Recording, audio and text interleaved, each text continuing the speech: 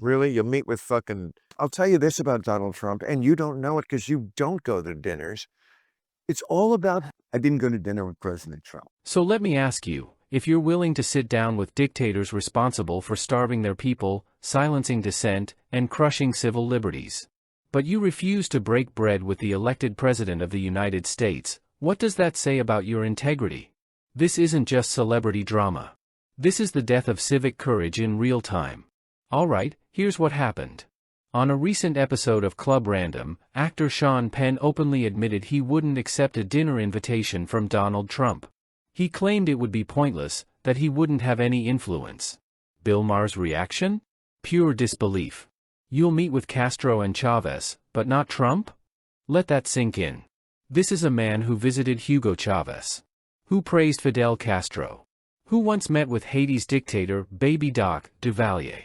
But when it comes to a democratically elected American president, Penn won't even sit in the same room. This isn't just a Hollywood double standard. This is a case study in the cultural rot of emotional politics. I have not been invited. The only reason I would not accept an invitation is because I see no, it's a long flight. And I see no, Really? You'll meet with fucking... I don't think has throw in Hugo Chávez, but not the president of the United States. yeah, I saw good results come out of some of those things in terms of, Did you realize that? I don't think that there's anything that I would, I just personally wouldn't trust anything that was said in the room, including the personality. It's not a matter of trusting it. It's a matter of seeing it, a matter of experiencing, a matter of knowing it. Yeah, Yours now, it's like saying, I don't want this medical test because I don't want to know. I want to know. yes, I want to, okay. Yeah, so, yeah. I mean, I have some good friends that, are, I said this many times within a feast when I did it, that like, it's up to, I'm just giving you the report. It's up to you to make the decision. Who do you think is the real guy? I'm telling you, there's a very different guy behind closed doors in a different setting.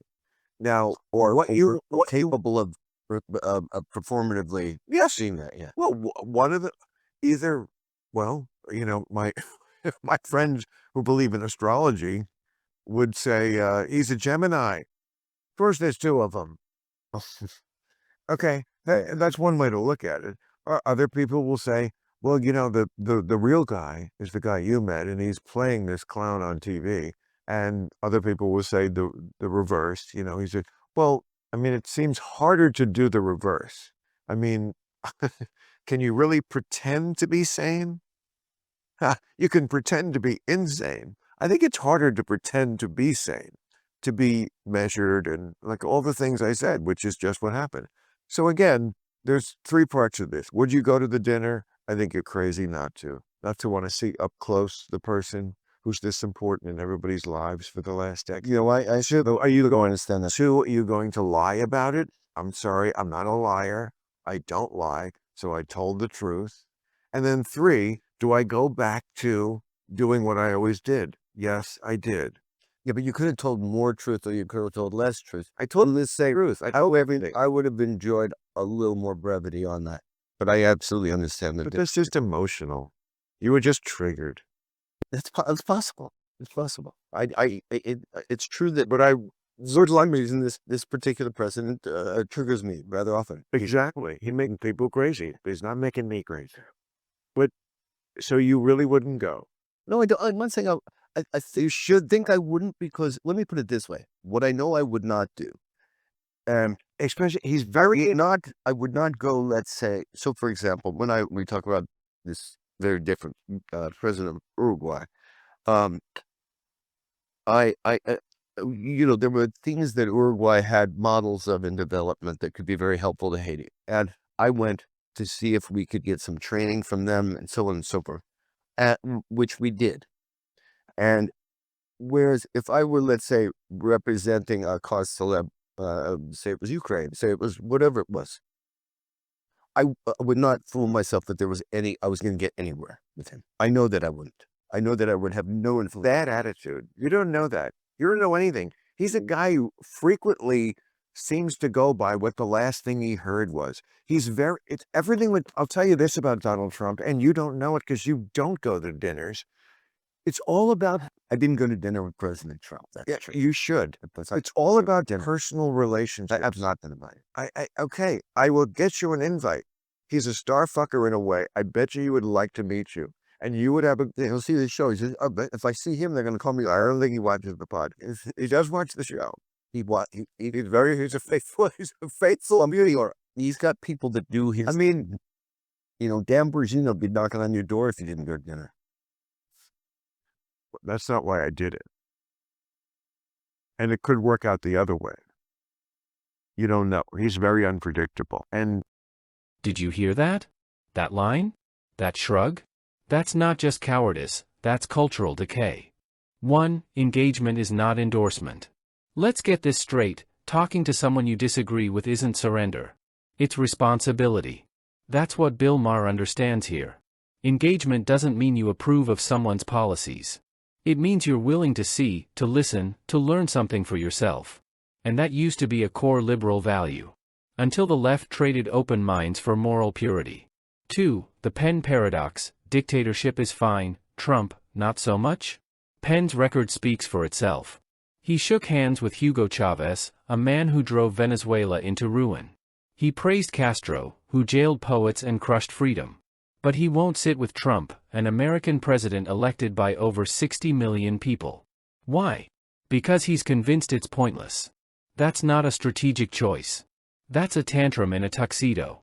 If you're willing to meet with monsters for influence, but won't meet your own country's leader for truth, that's not activism. That's tribalism. 3. The real issue, being triggered, is not a virtue. Maher nailed it, you're just triggered. Penn, to his credit, admits it. But we've got to stop pretending that emotional fragility is moral superiority. Being triggered doesn't make you right. It makes you unable to face reality. We're raising a generation, and a culture, that believes comfort is more important than clarity. That shutting people out is somehow braver than hearing them out. That's how democracies die, not in silence, but in stubborn pride. 4. Respecting the presidency means respecting the people. Let's not forget, Donald Trump was elected. Castro and Chavez were not. You can despise Trump's style. You can critique his policies. But if you say no to a peaceful conversation with your own president while saying yes to photo ops with tyrants, then your moral compass is not just broken, it's upside down. Penn's stance doesn't just insult Trump. It insults every citizen who cast a vote, who believed in the system, and who still values dialogue over dogma. Here's where people can, and must, take the lead. We believe in personal responsibility. In confronting reality, even when it's messy. We believe that a republic functions only when its citizens are willing to speak to one another, even across oceans of disagreement. What Maher did here? That's true liberalism. Not the kind corrupted by emotional outrage, but the kind that values engagement, curiosity, and truth. We don't have to agree with Bill Maher on most things to say. Here, he got it right. He listened. He pushed back. He refused to coddle cowardice. That's how free societies preserve their sanity. So here's the question we all need to ask ourselves. Are we so entrenched in our political hatred that we'd rather meet with tyrants than talk to our neighbors? Or do we still believe in the kind of courage it takes to say, I disagree, but I'm willing to listen? Because the moment we stop sitting at the table, drop your thoughts below. Have you ever felt triggered by someone, but chose to engage anyway? How did it turn out? Like this video if you believe in talking across the aisle. Hit subscribe if you believe in saving civil discourse, one conversation at a time.